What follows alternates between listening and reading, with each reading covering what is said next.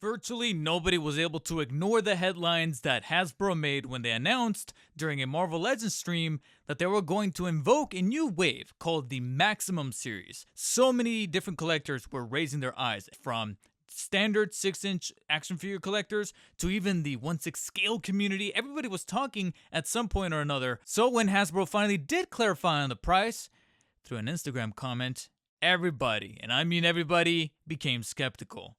Finally, here we are with the wide release of their first Maximum series entry. Of course, the one, the only, the bankable Spider-Man. And the one little commodity that I will give them credit for is to definitely put an emphasis on the term Maximum series as far as their branding is concerned. The packaging, I love the fact that it's a windowed box, none of that retro card shit. I'm sorry, but I really don't like bubble packaging on cards. It's very tedious to crack open. It ends up ruining either the card or the plastic. Sometimes even the figure gets damaged while pulling it out. And I know that that could be considered a skill issue, but nevertheless, I utterly dislike it. So to see that through the Maximum series, all we really have to do is just slice open a little tear at the bottom, pull out the lid, and ultimately it comes out. And then beyond that, again, the little finesse to the packaging as far as the lettering, the comic book stencils, the little designs with the logos and the aesthetic, and even a little bit of that little semi-glossy pattern that we got going on the white insert from the inside. I really do like the attention to detail as far as giving us that premium feel to the packaging, making sure that you're getting yourself a collector's item. And at least that's a nice welcoming invitation to getting into this line. But ultimately, when it comes to that $50 price tag, it really does boil down to the figure itself. And frankly, I think it's a very well-established and really well-intentioned business move from a business perspective to start off with Spidey, because everybody knows about Spidey. Spidey is pretty much a guarantee to make money in practically every sort of practice or medium in pop culture, from action figures to movies to games, comics, TV shows, etc. It's all about Spidey, so it only makes sense. And to see that they went for a look, a style of Spidey that has that happy medium of kind of going a little bit into the classic while at the same time a little bit into the new is, again, a very wise decision. Specifically, the Todd McFarlane run. Of course, they can't really mention Todd McFarlane by name because he's a competitor. There's a bit of a history there, so they've always been kind of dodgy, or rather cagey, in terms of referencing specifically where this look comes from. But judging from the eyes, the webbing, and the specific palette of red and blue, it's pretty much 90s Spidey from the comics, which was predominantly designed by Todd McFarlane during his run over at Marvel. And that's essentially what they went for right here, as far as the triangular, very wide eyes, again, the very saturated pattern of the webbing on the red, and that specific hue of red, along with the much darker navy blue.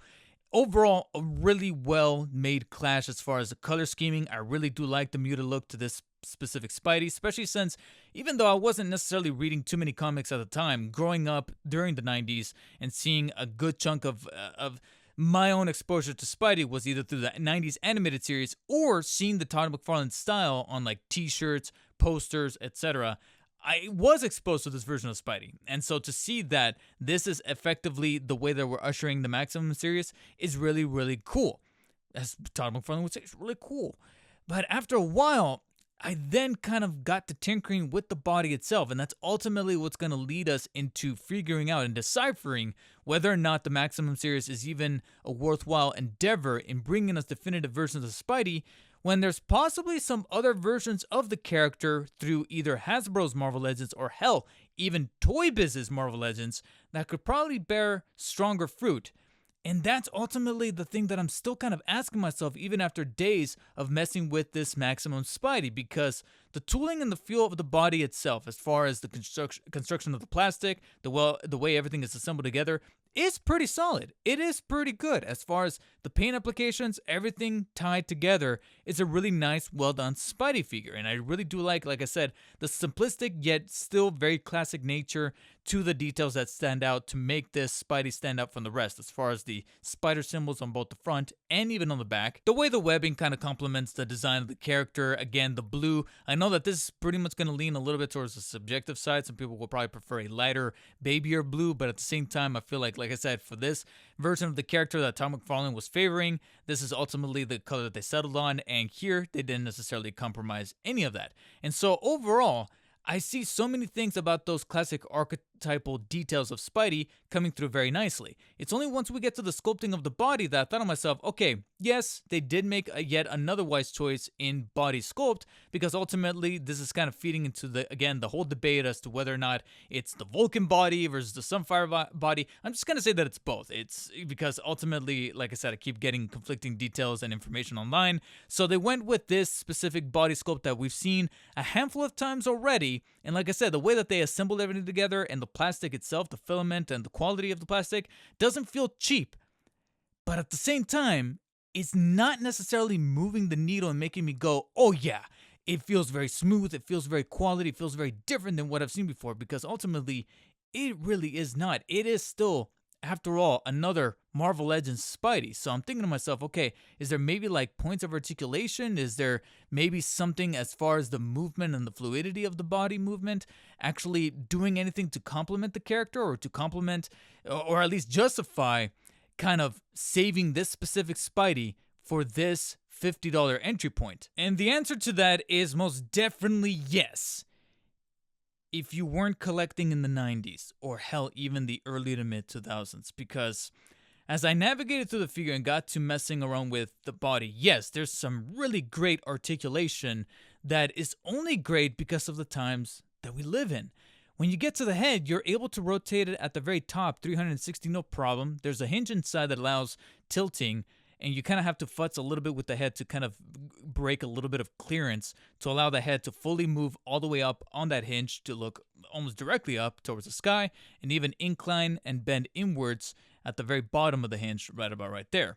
You do get just a little, I'm talking less than a millimeter of movement at the bottom of the neck, because you can see that they segmented the neck away from the shoulders to kind of give it a second joint of articulation there, but ever so slightly. It just nudges. It doesn't move as much as it probably could have achieved its potential to do right there. You see that? It's just ever so often I kind of want to give it some further incline so that it can maybe nudge from side to side, left and right, up and down, etc. But it just fights me, and I just wish that they would have maybe dremeled it a little further to allow further mobility, but that's really where it just kind of stands. As far as the arms, they can fully rotate at a very ratcheted joint there at the top, fully 360. The hinge inside does allow full extension on over to the sides. I can actually kind of reach the 180-degree angle right about right there. But much like with some other Marvel Legends in the past, it's very finicky to get it kind of back in motion, to the point where it sometimes feel like the bicep joints, which can rotate full 360 degrees right about right there, do feel a little bit delicate by comparison.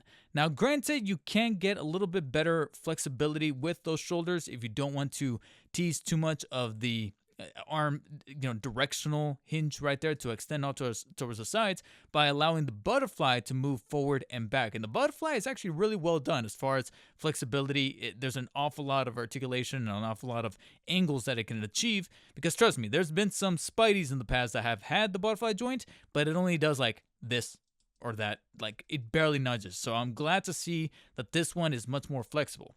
And then down to the elbows, you of course have two joints that can fully bend all the way up and kind of flex on to a flat position right about right there. But then we get our first semi, and emphasis on the term semi, brand new joint of articulation, because we needed to make this sort of happen due to one of the pair of accessories that Maximum Series comes bundled with. And that is forearm articulation, specifically forearm swivels right there where the glove of the red part of the webbing cuts off. So you do have a swiveling happening right there, but it's mainly there due to a default function with the accessories. Again, if it wasn't for that accessory, we probably wouldn't have had that joint to begin with. Further on down though, you do get the hinges that allows the wrist to not only rotate 360 degrees in place due to the peg, but also allow the hand to kind of flex inwards and outwards like so. Specific to this version of the body, we do have the mid-torso joint right about right there that allows full rotation 360 via a ratcheted joint on the inside, and it also allows crunching and extending towards the back and towards the front that doesn't necessarily feel egregious, as well as crunching on the obliques side to side and feels very, very smooth. So my compliments towards that. And if you want to get some further extension and crunching towards the front and back, of course, you have the upside down hinge there at the waist. So that's pretty cool to feel right about right there. And it definitely feels quality. Then we get to some not so quality feeling joints at the top legs, because you can extend the legs forwards about that far, and it's pretty complimentary there as far as the feeling of the ratcheted joints inside. And then you can flex towards the back a little bit more, but that's only due in part due to the drop down joint right there at the hip. And you can even have that take more effect in place right there when you extend the legs on over to the side, because once you put them back into position, you'll notice that yes, you have this garish gap in between the hip joint and the top legs and the hip piece itself. So you kind of have to pop them back into place carefully. And ever so often I feel like I'm causing the gap to happen more, so I kind of wish that there was a little bit of extra tightness happening with that joint. It's not the worst thing in the world, but I just kind of wish that that would have been tooled ever so slightly better. But again, it could have been worse. I've dealt with worse drop down joints right there across the legs in other figures, Spidey or not, that were probably a little bit more egregious. Right below that though, you have the thigh swivel, once again found right there, pretty tight and firm, but also not overly loose. Two joints at the knees that can fully bend all the way up like so. And then right below the knee, you do have a boot swivel. So you have an awful lot of swiveling happening with this figure overall. Not just two in the legs, but of course, as I mentioned before, the forearms. Even though, like I said, those happen to be there only because of a certain amount of accessories.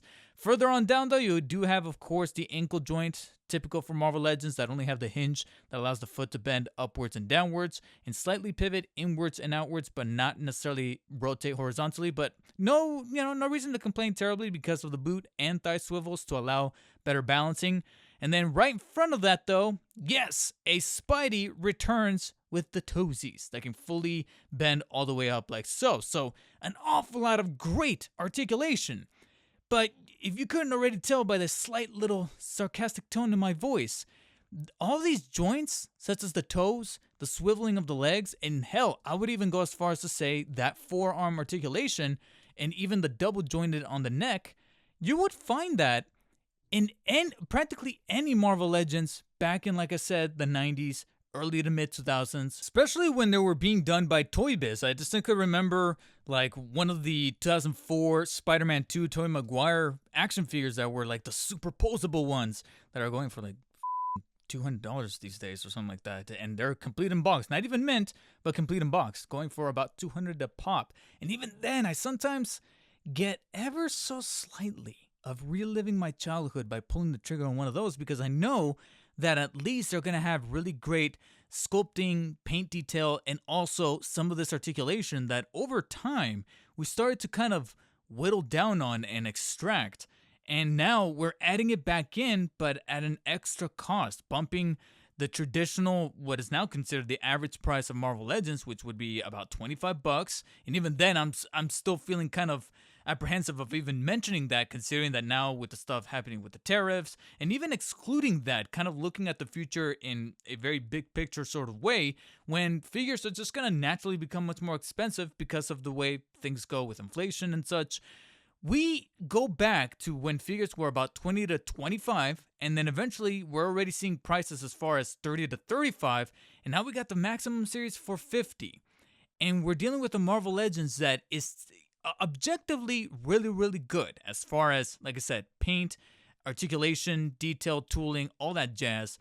But this is making me feel, or rather remind me of like the video game space, where now we're paying $50 to $60 to sometimes even $80 a month to get a service that they throw in all these cool games every month and such, but the main reason for why we buy the service is so that we can play multiplayer, a component that was free back in the early to mid 2000s, and eventually someone had the bright idea, and I know that it was practically an inevitability, that someone in the room, a corporate head, was going to say, why don't we charge for the multiplayer? I feel like this is the toy equivalent of that, where we had these things before, and then after a while they took them away, and now they're adding them back in, but under the guise of the Maximum series. And with this figure, you have to take the good, but with also the bad. A bad that I discovered as I moved the figure about and noticed that even at this premium quality, yes, we're still dealing with some classic Marvel Legends QC issues. Now, thankfully, mine aren't as terrible as some others. I've noticed just a little bit of a paint scratch here towards the back of the belt, right about right there. Nothing really terrible. If anything, though, the one that stands out to me the most is one that is subtle, but yet manages to plague the one characteristic I was looking forward to the most with Maximum Spidey.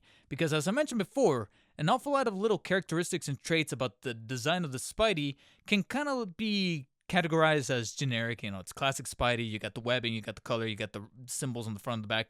But what makes this very archetypal Todd McFarlane would have to be the very large eyes right there. It's one of the things that stood out to me when this figure was first released, or rather revealed, prior to pre-orders going live. So imagine my dismay when I get this thing delivered, look through even the window on the box, and notice that one of the lenses, specifically the right one, is just a little off center. Look a little closely. I'll cut to a close-up here, and yeah, you can subtly see it. It's just a little askew. And I'm like, God damn it. The one thing that I was looking forward to the most on the body of the figure, the Todd McFarlane lenses, and you managed to even screw that up. Come on. As far as like QC problems, I would have taken, like I said, a little bit of a paint scuff here and there, but the lenses, leave the lenses alone. Now, I should be a little grateful that mine wasn't as bad as some others have gotten in their units of Maximum Spidey as they posted their testimonials on social media, specifically Reddit and some of the Facebook groups, where I've seen some travesties of some lenses looking even worse. Way worse. Like just completely off-centered, almost practically at the side of the head, looking like what's-his-face from the Goonies. Hey, you guys! That's practically what it looks like. And I'm over here thinking, at $50 a pop, you mean to tell me that this is what Marvel Legends was able to come up with? What else could you guys have thrown in to kind of sweeten the deal? Because I'm trying to look at it from a lens of someone who did manage to get a figure that looked as ugly as that. What else included in the box can justify the $50 price tag? Well, that's where things do take a turn for the slightly more favorable, to be completely fair and objective. There's an awful lot of hand accessories, and the one thing that I've been criticizing Marvel Legends for quite a long time now is how barren they've been with the hand accessories, or frankly, accessories overall. Charging $24.99, and yet you get the Spidey figure in question, and maybe one pair of hands, and that's it. Quite honestly, that's kind of the extent of where we've gotten to, where it's made certain pickups just simply not be worth it from my point of view. So to see that Maximum Spidey did kind of go to the max when it comes to the hand accessories, I'm like, okay, cool, but still, there's a little part in my brain that makes me wonder of how much of these hands would have already been thrown in by default, like some of the points of articulation that used to be just figure standard all across the board back in the day. Of course, by default, you're going to have the fisted hands. You know, that's going to be pretty textbook for Spidey. And speaking of textbook Spidey, you're, of course, going to have extending wall-crawling hands thrown right there on the side, pretty symmetrical and pretty, again, very default and pretty textbook for Spidey. And speaking of textbook Spidey, of course, you're going to have web-shooting hands.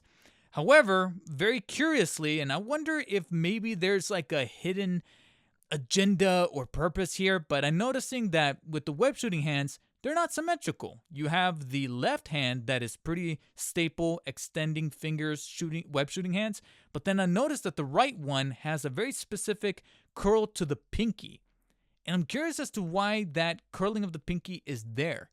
And if I wanted to put on a tinfoil hat, it would be because if people try to replicate, if they were to give him the extended pinky hand, he'll look a little too much like the Todd McFarlane iconic cover of him shooting his web towards the camera, which was very controversial at the time as far as his sketching of the character.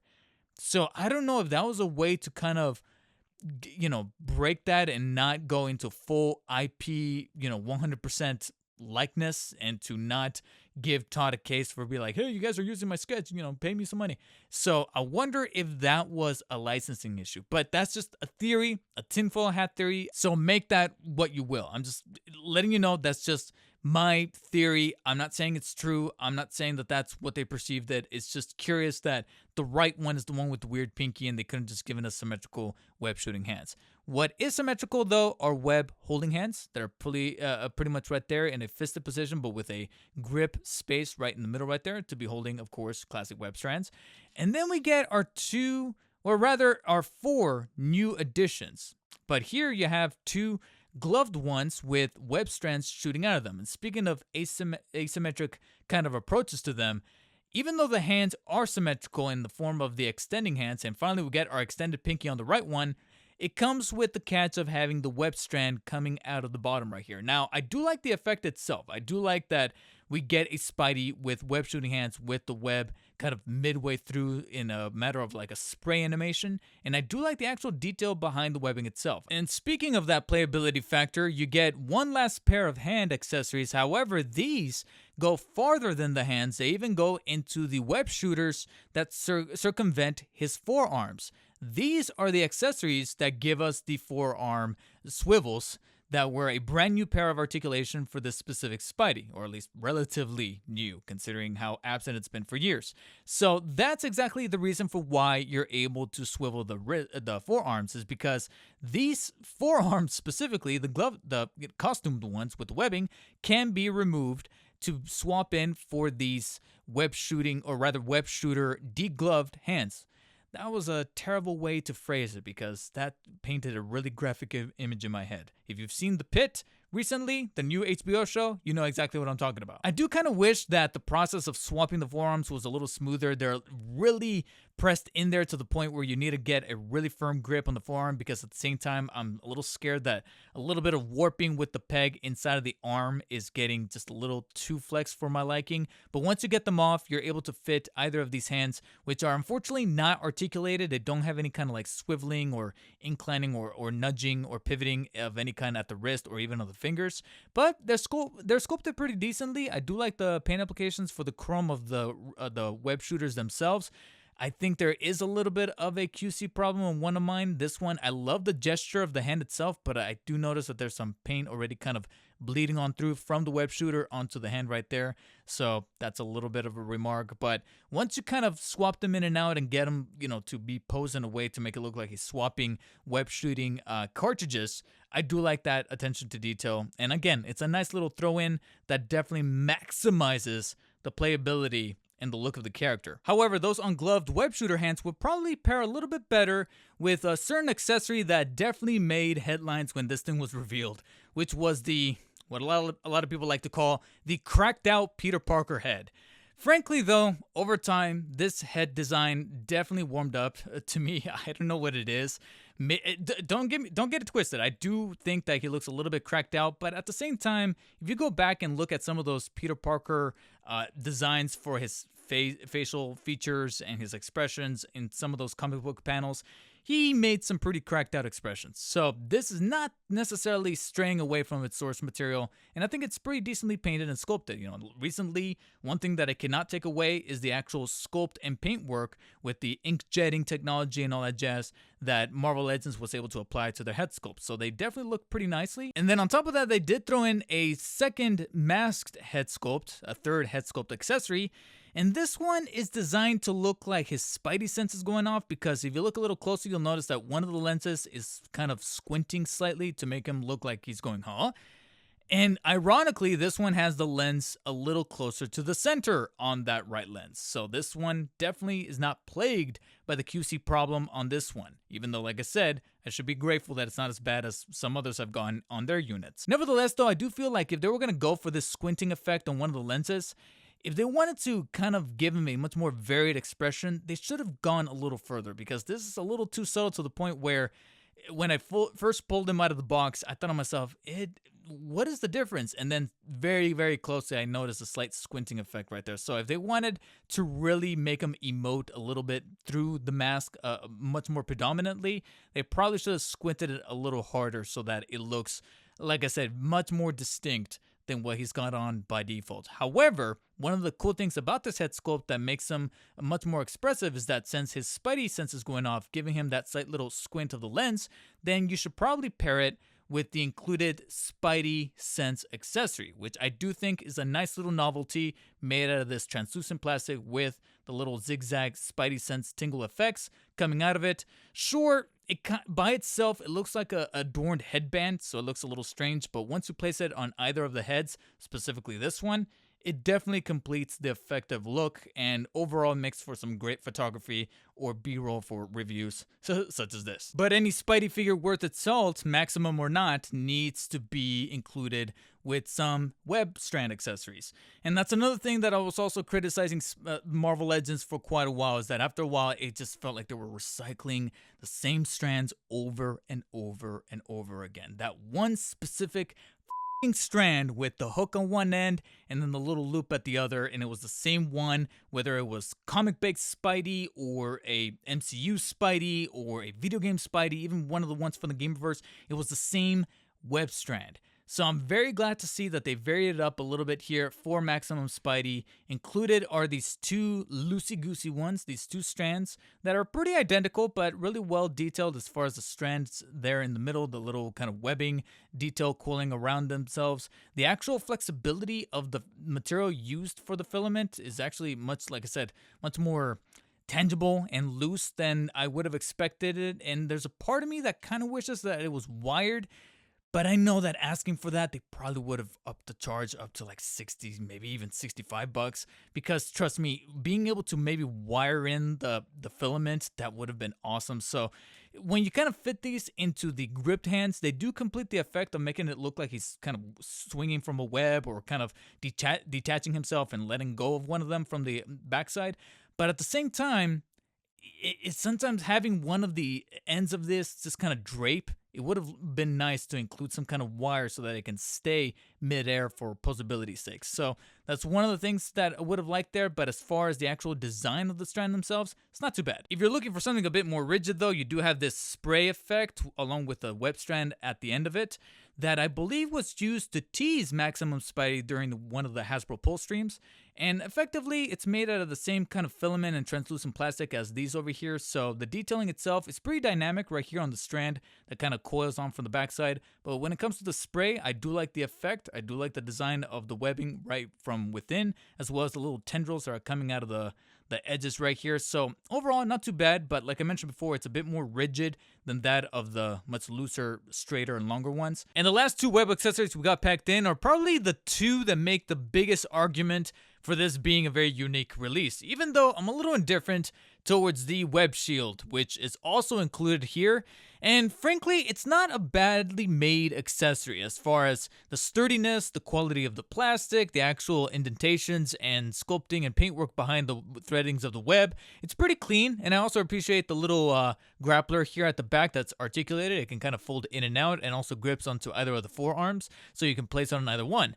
But frankly, from a personal standpoint, I've never really been the biggest fan of the web shield whenever Spidey brings it out. I know that it makes sense because of how strong and sturdy his web is within the lore of Spidey, so it's pretty intuitive and pretty strategic for Spidey to actually make a shield out of webbing because it's going to be utterly resilient. But frankly, every time he pulls it out, I always think to myself, well, if I wanted him to use a shield, I'd rather go with the other guy, the kid from Brooklyn.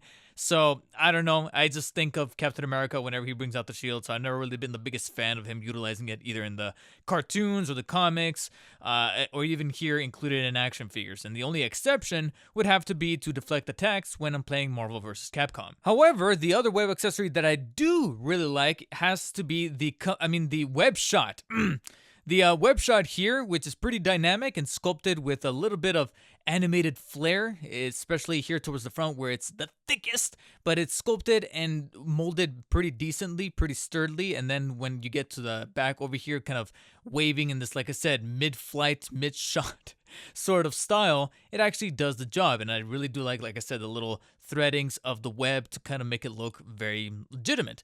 And then on top of that, to make it even look like it's more in motion, right at the bottom here on the underside, you actually have a little bit of a groove, and that groove is designed for the included articulated base with the circular base right here at the bottom that is able to kind of swivel and rotate, and then the arm with multiple points of, well, really 2 points of articulation at the bottom and at the top. And of course, you have the little rod right here, and if you couldn't already tell, you can fit the end of the rod into that groove to make it seem like the web shot is suspended midair. So this is actually a worthwhile inclusion. This is probably the one accessory that I looked at and said, yeah, this definitely screams maximum, this screams premium, and I do appreciate its inclusion. This is typically the kind of accessory that I don't expect to be included in a standard release. Like, this is the one thing that I look at and go, okay, if you're gonna save for a very worthwhile occasion, to include a very unique accessory, it has to be that one inside of the Maximum series. And perhaps maybe you could also make the same argument for the web shield, because like I said, you're not going to traditionally find it in a Spidey figure because you don't really think of a shield when you think of Spidey. You think of that with Captain America. So naturally, you'll have everything included here, and like I said, a good chunk of it does make good arguments for the Maximum series, but then others I just can't help but think of the times in the early to mid 2000s where they were very standard practice. They were a very standard issue. Maybe the number of hands could be made, it could be made into an argumentative point as far as how many hands are included here, which are 10 if you're just including the gloved ones, and then 12 if you're including the ones with the web shooters. And then on top of that, you have 3 head sculpts. So, you know, the quantity does increase to meet that market value of $49.99. But then when you take into account the fact that certain storefronts are already including the tariff charges, we have inflation just escalating from year to year, eventually we're going to come across a point where some of these releases, whether they're the Maximum Series Spidey here or further Maximum Series inclusions like Hulk, and then there's already a rumor circulating about a potential Wolverine sometime later this year, yeah, at what point are they going to start to maximize the price on up towards like 50 or 60 bucks, and we start to close the gap between this and probably some other options out there? Take, for example, one that I kind of wanted to throw in here. This is the Renew Your Vows Spidey from the double pack that also includes Spinneret, which I believe retailed, I could be wrong about this, but I believe it retailed at MSRP about $39.99. It was 40 bucks, but you got 2 figures, but each figure came with a bonus unmasked head accessory for both Mary Jane and Peter Parker, and 2 extra hands, 6 hands total for each figure. So you got 12 hands if you're counting both characters, 2 full 6-inch Marvel Legends figures, and an extra head for each one. For 40 to maybe even 50 bucks, like I said, I'm a little sketchy on the MSRP. You get what a lot of people can maybe constitute as their definitive Spidey, even though we do have a completely different design as far as like the web symbol on the front and on the back, the head sculpt, the design of the lenses, the shape. You even losing technically one set of articulation, which has to be the forearms. But bear in mind, we do have boot swivels, we have thigh swivels, we even got the toesies on that one. We have a full range of motion. And hell, I'm going to go ahead and be ballsy and say it. We pretty much have the same body buck implemented here with the Renew Your Vows Spidey, to where, like I said, if somebody were to come forward and say that this is their definitive Spidey, I wouldn't blame them. And earlier I said that we're closing the gap. And what gap was I referring to? That gap that is bringing what is traditionally consumer-based action figures, like anything from Hasbro, maybe even Spin Master later down the line. Not right now. They're good. They're cool. They're in their own place. But I'm just saying, pretty much any company that makes toys that you can kind of walk into a Walmart or a Target and find them there. So Hasbro, Spin Master over at DC for the time being, McFarlane Toys. We'll see what happens with that in 2026.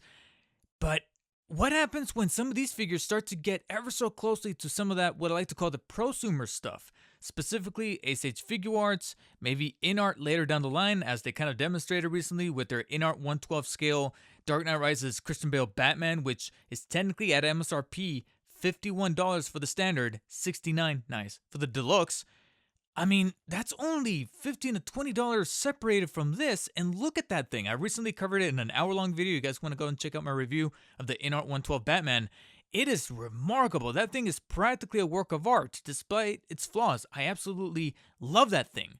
So just imagine what you can really do for that extra 15 to 20 bucks, and you got yourself the Mafex Spidey, specifically the comic accurate Spidey here, which is specifically the Mafex entry number 185. So this is not necessarily the first release, it's technically a reissue. This is meant to be a much more comic accurate one as far as the color hues, the actual color scheming, the palette, as well as the patterning, because the original had a much more reflective sort of style to it, but it did come included with the Peter Parker head. This one does not come with the Peter Parker head, but it still has a pretty worthwhile assortment of accessories as far as hand accessories, some of which even come with magnets to be utilized. They're not the strongest magnets. I'm not the biggest fan of the magnets, because if they were going to be including them, they would have probably a little bit of extra strength to them so that we can kind of implement on that wall crawling effect. You get an extra head accessory, which definitely has a much more distinct expression to it. It looks a little bit more aggressive as opposed to the open eyes on this one. And this guy, I think when he was first released, was going for somewhere around the $75 to $80 range. Right now, he's starting to kind of pluck up a little bit towards $90 to $100 in the aftermarket. I simply did a quick search over on Mercari, and I can easily pick this guy up for about 90 bucks flat. Maybe some, extra $10 or $15 for shipping. But this is Mercari we're talking about. I could also negotiate for some deals, do a payment plan, etc. So then you look at the quality of the plastic, the articulation, the way that this guy is really tooled together and put together, and you think to yourself, okay, would you rather have this or simply just another Marvel Legends? A good Marvel Legends, don't get it twisted. It's still really well constructed and tooled, but at the end of the day, it is still a Marvel Legends. When I feel these two in hand, I feel like I'm feeling the same figure on either hand. I don't feel any, like if I was blind, if I pulled a Matt Murdock and just kind of blindfolded myself, I'd be like, okay, which one's which? Over here, I can feel the difference in the hands. I really can. And we're only talking about textbook, a $20 to $30 difference here. You really need to start putting into perspective, do I pull the trigger on a $50 issue here with the Maximum Series Spidey, or do you simply just save up a little bit extra, wait a little while, and then pull the trigger on a Mafex to really kind of bring that impact to the collection for a comic-based Spidey, even if you're sacrificing a little bit of that Todd McFarlane aesthetic as far as like the eyes, the design of the symbol and the webbing, etc. And that's really what it boils down to, perspective. And frankly, that is why it created such a firestorm when Hasbro unveiled their plans for a Maximum series and decided to make Spidey their first release. It's pretty much bringing people's perspectives to social media and to add a form of a clash as far as what it truly makes this release worth it after trying and trying again and figuring out whether or not it's worth it, especially when you take into account how many of these like inclusions as far as certain accessories, points of articulation, paint jobs used to simply just be the industry standard, and now they're being added back in, sure, but at a premium price. And then you think to yourself, where do you need to draw the line? Ultimately, I can't speak for anyone in particular. For me, at $50, it's not a terrible release. It truly is not. It's still a quality pack-in as far as the included accessories, some of which I favor more than others, and then others I feel need to become a bit more standard as far as, like I said, web shooting hands, the extending wall crawling hands, fists, all that stuff, instead of just including one measly little pair and then calling it that at a retro card that's still tedious to kind of crack open. And I know that sometimes it makes it more challenging to see that line when you then play devil's advocate and think to yourself, are there other factors at play here? I know that a lot of people like to bring up investors. They're not a private company. They're supremely public. And so Hasbro needs to answer to Disney/Marvel. You have people over there that says this needs to happen, this needs to happen as far as the designs. And I know that the three main guys always talk about what they were capable of doing with the Maximum series. But at the same time, there's some things that are just ultimately inexcusable as far as the QC problems, because we can all kind of bicker and debate as far as which accessories should have been included, what kind of buck they should have gone for, what sculpt for what body part, what sort of set of articulation, yada yada. But when it comes to QC problems that are so egregious as far as those misaligned eyes, which, like I said, there's stories out there that are much worse cases than the one that you see before you're here, that's inexcusable. For $50, that should be nipped in the bud. And for a conglomerate like Hasbro, it's time to step up. And therefore, the Maximum series gets a pretty standard 7 out of 10. Because despite not being a bad release, I did have a good time posing with the different hand accessories, recreating certain covers, specifically those that were designed and sketched out by Todd McFarlane himself, and had this replayability factor. I still need to look at the bottom line. And when you're still letting slip by some of those QC problems, a statement needs to be made, and a statement that I think can only be spoken with wallets. And I know that some of you are probably thinking, well then David, why did you buy it? Because what would have preferred? Me to simply just ignore this and let those other people give Hasbro their money? Or at least try to make an argument, make a case with a video such as this to see if maybe a difference could be made within the Marvel Legends community? Because I can't be the only one who longs for the times when companies like Toy Biz were putting out those quality products and still keeping the price at a manageable level. I know that inflation is going to affect everything, and it would be pretty naive for me to think that prices aren't going to go up. But when we jump from $25 to maybe $30 to now $50 to get something that used to be very standard, it's a cause for a dialogue. And I urge you guys to definitely express some of that dialogue in the comment section below. While you guys are down there, hit the thumbs up button if you enjoyed this very lengthy, in-depth review of the Maximum series Spidey. However, if you did not enjoy the video, hit the thumbs down button anyway. And until next time, guys, take care and stay humble.